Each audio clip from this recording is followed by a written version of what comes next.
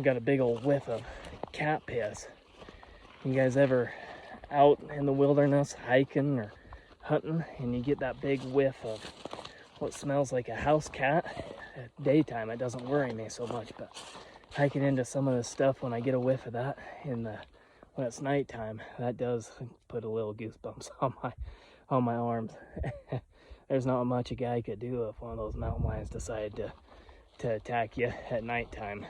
Even with a flashlight and a gun, I doubt you'd stand a chance. But anyways, it reminded me of a time I had a couple of years ago. I think it was hunting season 2018. Anyways, I was kind of in some of this same general stuff, and we had some lions hitting the trail cameras. And same type of thing, I could hear some elk bugling low first thing before it was first light, and I just told myself, okay, I'm gonna go sit this tree stand and hopefully they funnel through here. I can cow call them in. So that's what I did. I went and got set up in this tree stand at first light, and I could hear these bulls coming up, and they were clashing horns. They were fighting. So I threw some cow calls out, and it sounded like they were busting through those trees coming in on a leash. I thought things were gonna happen, but all of a sudden it went real quiet on me. I couldn't hear any more fighting or any more branches breaking like they were coming in, so I wasn't sure what was up. But anyways, a couple minutes later, I heard a little bit of leaves crunching, but on the opposite end on a game trail. And I was just thinking to myself, like, what the heck? Did they turn around and go below me to try to get wind? Well, anyways, as I looked and I'm getting ready, then a stinking mountain lion pokes his head through on that game trail. And he just had his nose to the ground, smelling exactly where I walked that morning. So I could tell he was on my scent. I don't know if you watch the videos, preseason videos, but like I mentioned in those, I am scared to death of heights. And to be honest with you, I hated even being in that tree stand. It took everything I had just to sit up there, to get myself up there and get positioned. So this mountain lion is coming directly below me. Well, he's in a spot where I couldn't draw back without hitting the tree while sitting down. And like I said, I was too dang nervous to stand up. I didn't feel comfortable in that tree stand. I didn't have a rail like mine do. So I couldn't draw back on this cat at the angle that he was straight below me.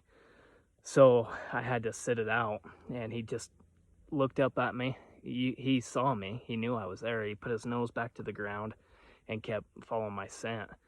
And I'm not kidding. You're not going to believe me when I tell you this, but I swear that cat licked his lips like that.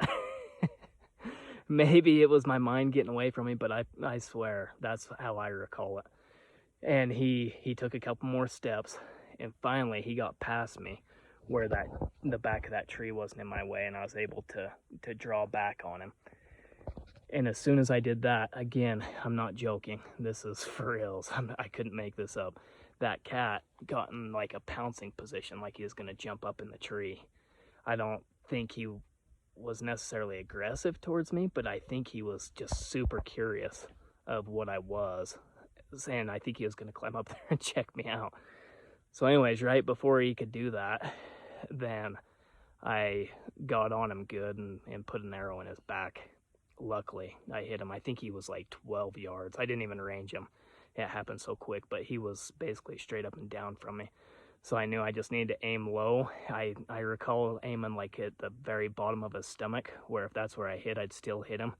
But I knew I was probably going to shoot 3 or 4 inches high from where I aimed. But got lucky and pretty much spined him with that first arrow, and he went berserk. He spun a bunch of circles, growling, yelling, and I think I must have paralyzed him, at least half of his body, because he could use his front paws. He was like dragging himself with his front paws, but he couldn't necessarily use his hind legs. So I was able to hurry and knock a second arrow, and almost Robin Hooded my first arrow. Hit him almost in the same spot, but that finished him. He was toast after that, but what an experience that was. I wish I could have got video of that. That was nuts. But I'll have to post some pictures of him on here. I couldn't believe it, but yeah, pretty wild experience. And I promise you, I am not stretching the truth on that whole story. That it was crazy. Like I said, I don't know that he necessarily would have really jumped up in the tree with me, but it sure as hell looked like he was getting ready to. He kind of got in that half pouncing position where it looked like he was getting ready to jump. So, and that's right when I let the arrow fly. But yeah, pretty wild. I'll post pictures.